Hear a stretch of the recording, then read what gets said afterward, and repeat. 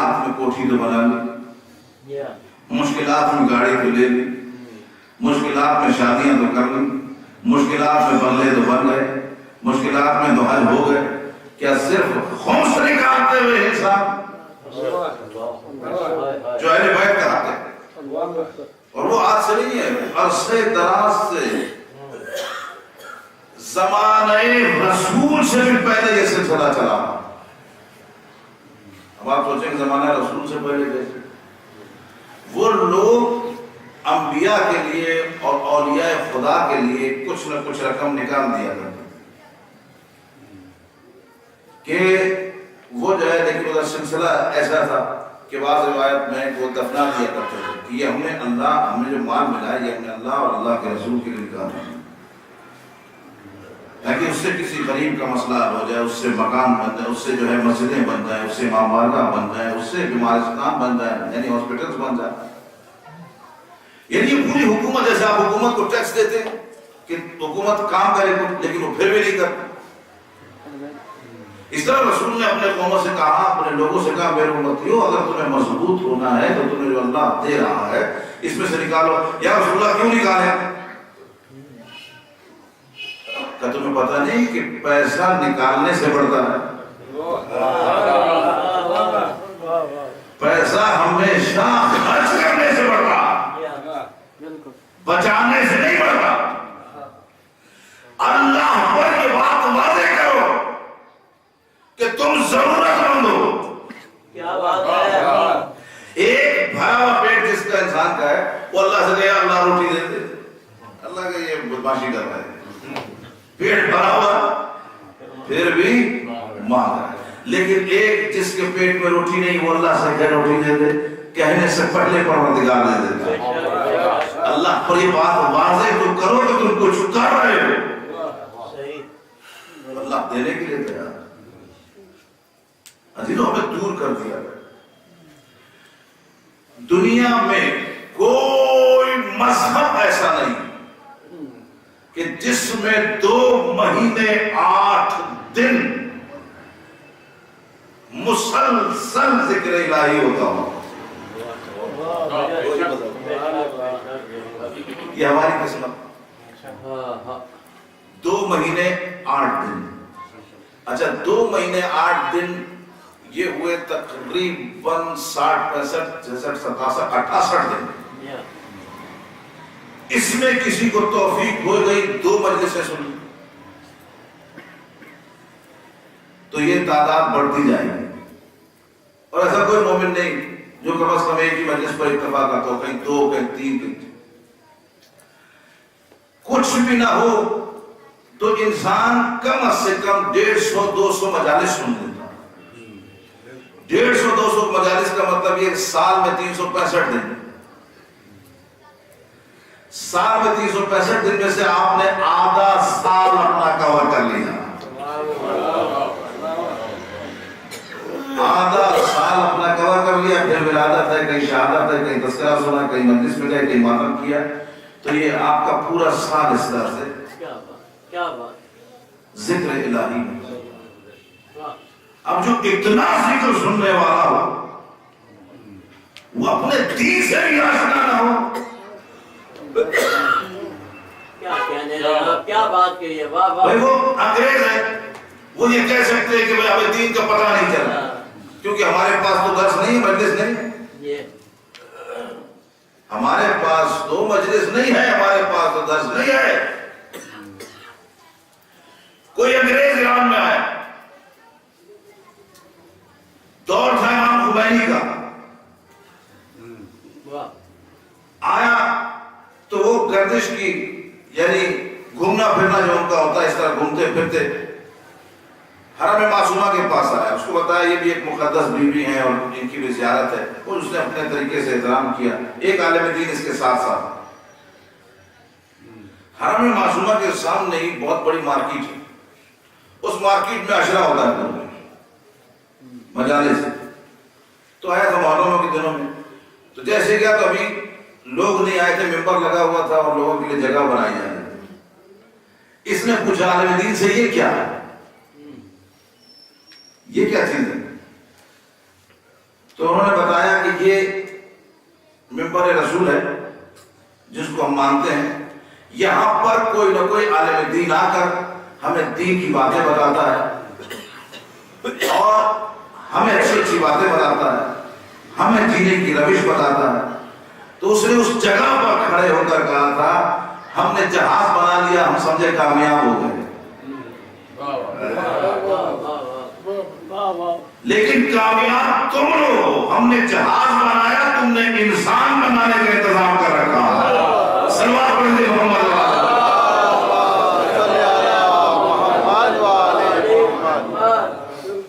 تو عزیزو، یہ امام بارگاہیں، یہ مجالس سید الشہداء اپنے آپ کو بدلنے کے لیے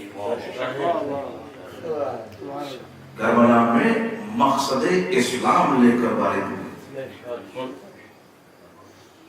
اور دنیا کو حسین نے بتا دیا تھا کہ دیکھو ایک ہے اسلام، ایک ہے کفر۔ کون سی قربانی امام حسین نے اسلام کے لیے پیش نہیں کی؟ کیا صرف سن 61 ہجری میں قربانی پیش کرنے کے لیے گئے تھے؟ ہمیں بتانے کے لیے گئے تھے کہ اسلام اتنا اہم ہے کہ اس پر علی اصغر کو قربان کیا جائے۔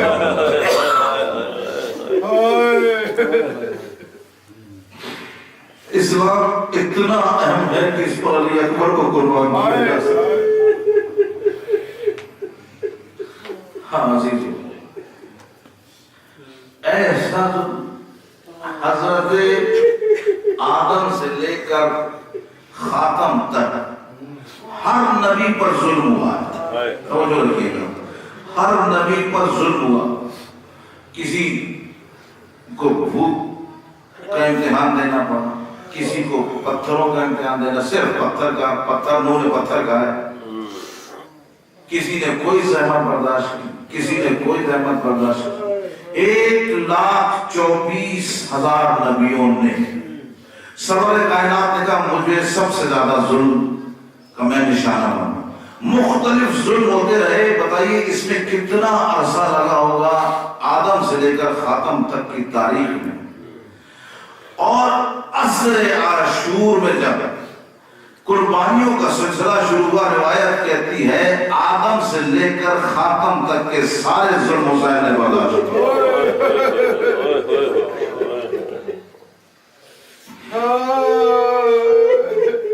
عزیزو، جب میرا مولا حسین نکل رہا تھا خیمے سے، ایک مرتبہ اپنی بہن کے پاس آیا اور آ کر کہا بہن زینب وہ پرانا لباس کو میرا لے کر آؤ۔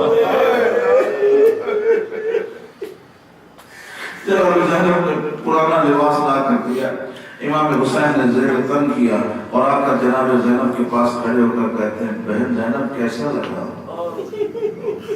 بہن نے پڑھ کر کہا بھیا واقعی غریب لگ رہے ہیں۔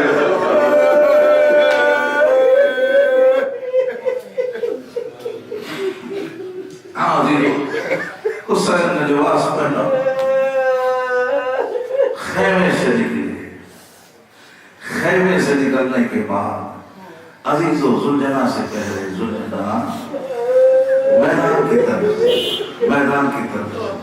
ذوالجناح نے سر جھکایا، حسین نے نیچے دیکھا تو حسین کی سب سے چھوٹی بچی ذوالجناح کے پیروں سے لپٹی ہوئی ہے اور کہہ رہی ذوالجناح میرے بابا کو نہ لے جا، کیونکہ ابھی تک جو بھی مقتل میں گیا واپس نہ۔ کس طرح جنگ ہوئی میرے مولا کو، کس طرح سے میدان میں گرایا، آیت نازل ہوئی یا ایتھا النفس المطمئنہ ارجعی الی ربک راضیۃ۔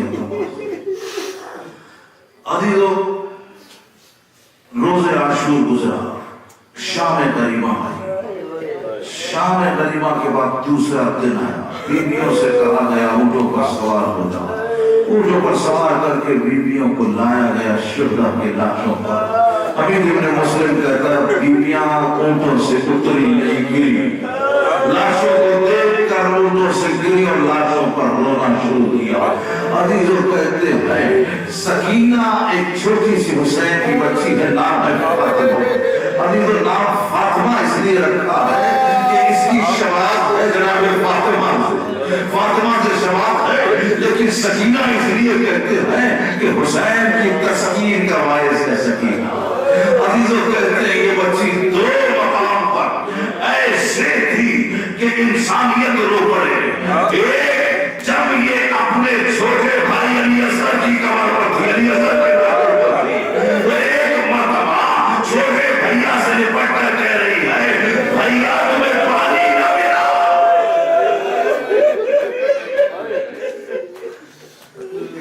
भैया मैं तुमसे जुदा नहीं होना चाहती, लेकिन ये जालिम माशरा मुझे जुदा करता है। अरे पिसाए साथ के काजी आने हैं और सकीना को सर से जुदा किया जाता है। अरे ये वाहिद बच्ची है, कभी असगर की लाश पे गिरती है, कभी हुसैन की लाश पर गिरती है। बाबा मैंने आगे नहीं जाना, मुझे अपने पास रख लो। अजीजों किसे कहते हैं सकीना, किसे कहते हैं जो अहले बैत की आस बन गई हो, साथ साथ है हुसैन अपनी नजरों में सकीना को लिए हुए है, ज़ैनब अपनी नजरों में सकीना को लिए हुए है। अजीजों जब ये कारवां चला है कूफा और शाम की मंजिल तय करने, तो एक मकाम पर जहां हुजूम था वहां किसी औरत की आवाज आई, हुसैन हुसैन हुसैन हुसैन। अम्मा फिजा से शहजादी ज़ैनब ने कहा कि ये कौन है जो हुसैन हुसैन कर रही है, ये क्या मेरे हुसैन को पुकार रही है? फिजा पूछो तो सही। फिजा कहती मैं नहीं, उस ज़ईफा से पूछा, अब छोटा सा बच्चा है हुसैन, वो न जाने कहाँ गुम गया है, उसे ढूंढ रही हूँ। फिजा ने आकर शहजादी ज़ैनब से कहा, शहजादी वो अपने हुसैन नामी किसी बच्चे को ढूंढ रही है। तो शहजादी कहती है उसे तो इतने आराम से हुसैन पैदा होता है, जब वो हुसैन कहती है मुझे अपना महनाया हुसैन याद आता है। अजीजों उस बच्चे को ढूंढती रही, किसी ने बताया तुम्हारा बच्चा वहां खाक पर बड़ा हुआ, ये पहुंची तो बच्चा जो है इस दुनिया से जा चुका था, मर चुका था। उसने आगोश में लिया, अपने बच्चे को आगोश में लिया और इनके पास आई और आकर कारवां में कहने लगी मैंने सुना है यतीमों की दुआएं कबूल होती है, मैंने सुना है गरीबों की दुआएं कबूल होती है, मैंने सुना है मिस्कीनों की दुआएं कबूल होती है। मेरे बच्चे को मौत आ गई है, न जाने कैसे आ गई है, बस अगर तुम हमारे हक में दुआ कर दो कि मेरा बच्चा जिंदा हो जाए। तो कहते शहजादी ने हाथ उठाकर दुआ की, अल्लाह इसके बच्चे को जिंदा कर दे। ये करबला के मौजाद में लिखा हुआ है बच्चा जिंदा हुआ। बच्चा जैसे आंखें खोली एक मर्तबा कहता है घबरा कर अम्मा अम्मा अम्मा तुम यहाँ क्या कर रही हो? बेटा ये कारवां गुजर रहा है, तो बेटा तुम मर गया था, मुझे इनकी दुआओं से जिंदा किया गया है। अम्मा अच्छा मुझे इनकी दुआओं से जिंदा किया है, मैं भी अभी जैसे ही इस दुनिया से गया था मैंने रसूल खुदा को ख्वाब में देखा था, वो मुझसे कह रहे थे कि जब तुम्हारी आंखें खुले तो एक कारवां तुम्हारे पास होगा, उसमें ढूंढना ज़ैनब को मुझे अभी एक मर्तबा बच्चे ने कहा अम्मा कोई कारवां यहाँ नजर आ रहा है। कहा बेटा ये कारवां ही है, इसमें यतीम लोग हैं, मिस्कीन लोग हैं, गरीब लोग हैं, औरतें हैं, बेपर्दा औरतें हैं। का रसूल ने फरमाया था उस कारवां में पूछना ज़ैनब कौन है। अजीजों इस मोहतरमा ने पूछा, इसने कहा कि बीबी हो तुम में क्या कोई ज़ैनब भी है? ज़ैनब फिजा कहती है हाँ ये हमारी शहजादी ज़ैनब है। बच्चा कहता है रसूल खुदा ने सलाम कहा है, रसूल खुदा ने सलाम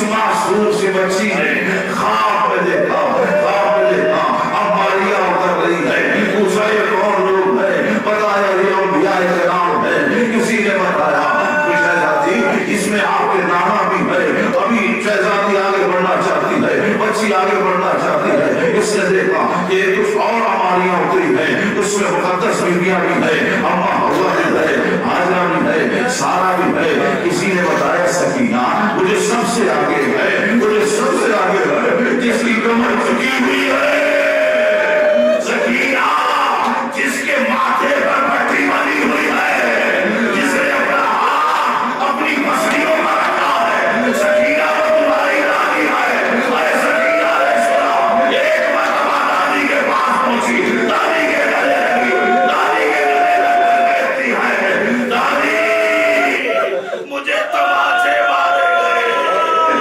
دادی میرا گردہ جلایا گیا دادی میری باریاں چھینی گئی اے شہزادی نے آغوش میں دیا سکینہ ہم تم سے بے خبر نہیں جب ظالم مجھے تماچے مار رہا تھا میں دیکھ رہی تھی جب میرے گوش مارے تھی